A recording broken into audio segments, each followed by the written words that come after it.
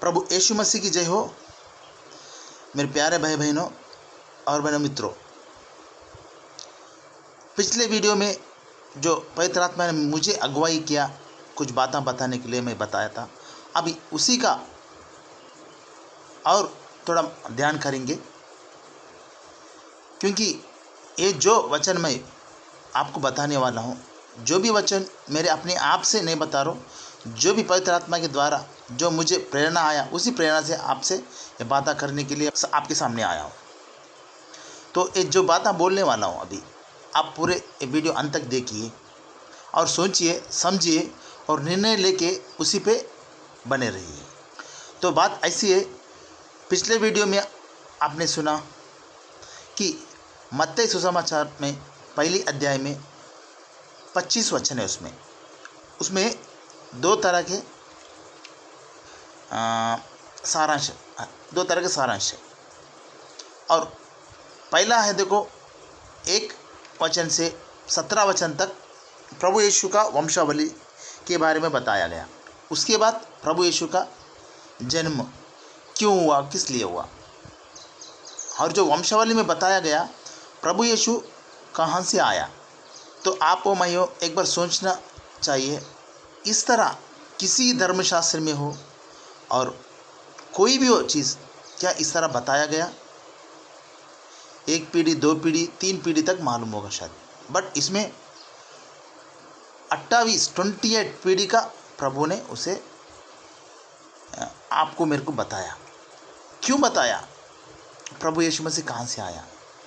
क्योंकि देखो, पहला वचन में ये लिखा है, अब्राहम का संतान, अब्राहम का बेटा दाऊद, दाऊद का बेटा यीशु मसीह, इस तरह लिखा गया।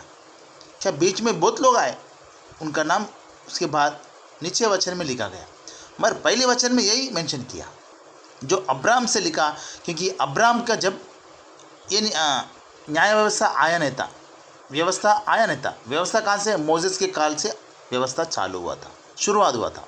तब अब्राहम ने, परमेश्वर ने अब्राहम को कहा तो वो बातों को विश्वास करके एक्शन में इम्प्लीमेंट किया। वो इसलिए तो परमेश्वर अब्राहम को विश्वासियों का पिता कहा जाता है। मुस्लिम में भी यही इस तरह मानते अब्राहम को, और क्रिश्चियन में भी इसी तरह मानते। अब्राहम का महत्व है, वो प्रभु का बात मान के उसको बात के अनुसार आगे चला, कभी भी पीछे नहीं हटा और सोचा भी नहीं आगे क्या होगा, वो कुछ नहीं, जो परमेश्वर बोला उसके बात के अनुसार चला। तो उसी तरह प्रभु यीशु मसीह के काल तक, उसके बाद वंशावली कुछ नहीं है। जो भी प्रभु में विश्वास करता है वो अनंत जीवन पाएगा, और एक जीवन है अनंत जीवन, वो पाने के लिए प्रभु यीशु मसीह आपके मेरे बीच में आया। तो वंशावली क्यों लिखाया?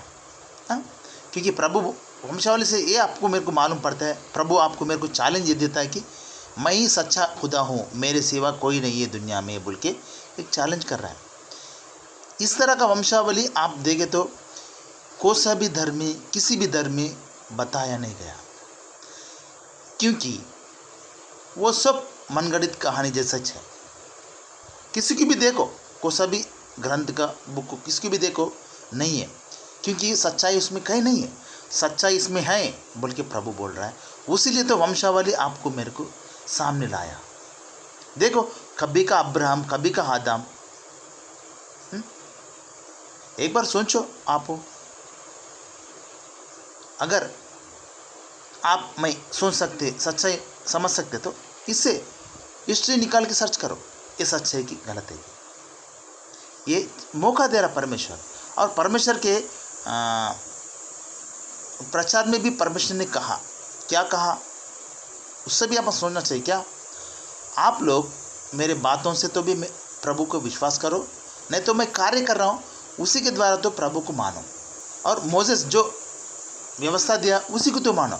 मगर ये 3 काम भी कोई नहीं करता, 3 काम भी कोई नहीं करता। क्यों नहीं करता? कोई नहीं करता। क्यों? उनकी खुद का खुद का चाहिए, खुद का इमेज चाहिए, खुद का बड़प्पन चाहिए। क्योंकि परमेश्वर ने उदाहरण तौर पे बहुत बार कहा कि उनके प्रचार में। तो मेरा कहने के मतलब है, जो सच्चाई में जीता है वो कभी भी डरता नहीं, किसी से कभी भी डरता नहीं। उसे तो परमेश्वर यीशु मसीह ने कहा चक्कर देखो बोल के बोलता है।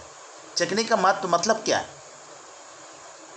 अभी कुछ मैं हो, आप हो, कुछ खाने के लिए घर में कुछ पकवान पकाते, जो भी हो, वो पहला सबको देने से पहले वो लोग टेस्ट करते, चखते। अच्छा है तो सबको बांटेगा, नहीं तो उसको अच्छा तरीका बना के सबको देगा। इसी तरह परमेश्वर ने वंशावली लिखवाया, सबका वंशावली लिखाया। आप उसको चेक कर सकते, इसलिए में पूरा चेक कर सकते ये सच्चाई झूठे। चेक करके प्रभु यीशु मसीह को मानो, क्योंकि प्रभु यीशु मसीह ऐसा है कि कोई नरक में नहीं जाना बोल के उनका इच्छा है। इसलिए तो वो परमेश्वर होकर खुद अपने आप को यज्ञिक रूप में बलि हो गया और पुनरुद्धान होगा। बलि तो कौन होता है? शरीर को बलि दिया, बट आत्मा को कोई मार नहीं सकता, क्योंकि जंतु में उसमें सब में क्या रहता है? पूरा नियम क्या है? पूरा फिजिकली थे, शारीरिक तौर पर था। आत्मा के बारे में कभी जिक्र नहीं किया पुराने नियम में। जो यीशु मसीह के द्वारा आत्मा प्रकट होगा, वो आत्मा बचाने के लिए यीशु मसीह आया। शरीर तो नष्ट हो जाएगा, जो परमेश्वर के मुंह से एक बात निकल गया तो निकल गया, वो पूरा होके रहेगा। क्योंकि परमेश्वर ने यही बात कहा ना, आदम को एक बात कहा, आप मट्टी से आया मट्टी में जाएगा बोल के, वो बात पूरा हो गया। क्योंकि मट्टी से निकाल के परमेश्वर ने उत्पत्ति में मनुष्य को बनाया। तो और जब प्रभु के वचन के विरुद्ध वो ब्लेम किया हव्वा पे, हव्वा सर्प पे ब्लेम किया, तो परमेश्वर ने उधर से उसको निकाल देता है। निकाल के ये बात कहता है कि आप मट्टी से निकाले गए मट्टी में जाएंगे। और जो आत्मा का क्या है, तो ईविल स्पिरिट उसको कंट्रोल लिया, ईविल स्पिरिट के अंडर में गया। उसलिए तो आत्मा को छुड़ाने के लिए परमेश्वर आया, आत्मा को छुड़ाने के लिए परमेश्वर आया। और आत्मा को छुड़ाना नहीं चाहे तो परमेश्वर यीशु मसीह आता ही नहीं था, आने का जरूरत ही नहीं था, क्योंकि इंसान में आत्मा है। उससे तो प्रभु आपको मेरे को प्यार करता है, उससे तो वंशावली को बताता है स्टार्टिंग कहाँ हुआ है, एंडिंग कैसा होगा। क्योंकि धरती का एंड होने वाला है एक दिन, क्योंकि शापित हो गया धरती। तो परमेश्वर ने कहा शापित किससे हो गया? इंसान से शापित हो गया। परमेश्वर का बात ओबे नहीं किया। ये पूरा सच है। इंसान का जन्म कहाँ हुआ, किस तरह हुआ, एंड कैसा होगा, परमेश्वर ये बाइबल में स्पष्ट रीति से लिखा गया है। और जो आत्मिक आंखें रहती हैं, जो आत्मिक बुद्धि से है, वो पढ़ो, समझो और सच्चाई में खड़े रहो और 4 लोगों को ये सच्चाई बताओ। जो अनंत काल नरक में जाने वालों को अनंत काल का जीवन में लेके आओ, खुशियों में लेके आओ, शांति समाधान की जीवन दो। ये तो चंद दिन का जीवन है। ये धरती पे जो भी है क्या है? यात्री। अपन यात्री है, किसका कभी एंड होता कोई नहीं जानता। क्योंकि तब अगर आप आत्मा में सच्चाई में बने रहे तो और यीशु मसीह को विश्वास करें तो यीशु मसीह ने कहा, और क्या कौन सा शरीर धारण करते? आत्मिक शरीर धारण करते। जो माँ के कोख में से जन्म लेता है वो शरीर तो मट्टी में मिल जाएगा, पर जो सच्चाई का धारण करके प्रभु यीशु मसीह किस तरह पुनरुद्धान होगा, उसी तरह आप में आत्मिक शरीर धारण करते। तब क्या रहेगा? जो अनंत काल का जीवन में आप में प्रवेश करते। क्योंकि अब तो क्या है, शरीर मर गया, शरीर में से आत्मा निकल गया, मगर आत्मा महिमा का आत्मा धारण नहीं किया। वो कभी धारण करेगा?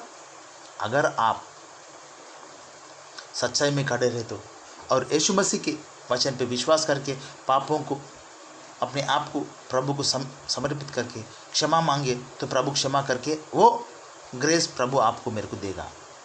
इसलिए तो प्रभु वंशावली लिखाया। वंशावली में का और एक अर्थ जो भी है, जो आप सोचिए, क्योंकि वंशावली ये 28 पीढ़ी है, 28 पीढ़ी है। दाऊद तक 14 पीढ़ी होता है और दाऊद से यीशु मसीह तक 14 पीढ़ी। ये 14 पीढ़ी का क्या, 14 पीढ़ी उस काल के पुराने नियम में 15-15 दिन के 14 दिन का, 14 दिन का अमास, 14 दिन का पौर्णमी, ऐसा आते रहता है। उसी के बेस में कैलकुलेशन करते हैं, उसी के बेस में वो इंसान का टाइमिंग कैलकुलेशन करते रहते हैं। क्योंकि ये बात उत्पत्ति में परमेश्वर ने कहा, उसको सब फॉलो कर किया था पुराने नियम में। अमावास, पौर्णमी, ये सब फॉलो किया था पुराने नियम में। अभी फॉलो नहीं कर रहे। क्यों? यीशु मसीह में जो भी विश्वास करता है वो कुछ भी फॉलो नहीं करता है, क्योंकि परमेश्वर वो पुराने नियम को कंप्लीट किया, क्रूस पे बलि होकर पुराने नियम को कंप्लीट किया। एक बार कोई इंसान, सोचिए, एक बार कोई इंसान नया घर बांध रहा है तो उसका फाउंडेशन डाला, तो फाउंडेशन में क्या करेगा? वो साइड के दीवार बनाएगा और घर में जो भी उसके अनुसार जो भी बनाएगा वो कलरिंग करेगा, उसके सब टॉयलेट, बाथरूम, किचन, ऐसा बेडरूम, हॉल उसके हिसाब से बनाएगा। मगर फाउंडेशन तो ऑलरेडी गिर चुका ना। वो फाउंडेशन को क्या है? यीशु मसीह है। और आप दोबारा फाउंडेशन डालना चाहते हैं, आपसे, मेरे से, किसी से नहीं होगा। ऑलरेडी परमेश्वर फाउंडेशन डाल दिया, मतलब पूरा कंप्लीट किया। वो कंप्लीट किस में हो गया? पूरा नियम कंप्लीट हो गया। उसके पीछे मत जाओ, उसमें मत जाओ। अभी अगर उसमें आप गए वो आपको बचा नहीं सकता है, क्योंकि वो पूरा शरीर का रूप में है, आत्मा नहीं है उसमें। आत्मा यीशु मसीह में है। यीशु मसीह का द्वारा ही आत्मा का उद्धार होगा। पुराने नियम से आत्मा का उद्धार किसी का नहीं होगा, क्योंकि यीशु मसीह ने स्पष्ट रीति से उनके प्रचार में कहा। अगर मोशे के व्यवस्था को पर आप चलते, आप मोशे वो धर्मशास्त्र जो है, न्याय व्यवस्था, वो आप पे आरोप करेगा, उससे कोई बच नहीं पाएगा। इसलिए तो यीशु मसीह को आना पड़ा। आत्मा को बचाए तो बचा लिया तो अपने आप को, और पुनरुत्थान के दिन शरीर भी परिवर्तन हो जाएगा, आत्मा का महिमा शरीर बन जाएगा। तो मेरे प्यारे भाई बहनों, आप एक बार सोचो, समझो, यीशु मसीह का आने का मकसद क्या है। ये वंशावली बताती है, मैं सच्चा खुदा, मेरे सिवा कोई नहीं है। इस तरह आप किसी को भी चैलेंज कर सकते, अगर इस तरह किसी भी ग्रंथ में है क्या ऐसा लिखा हुआ है?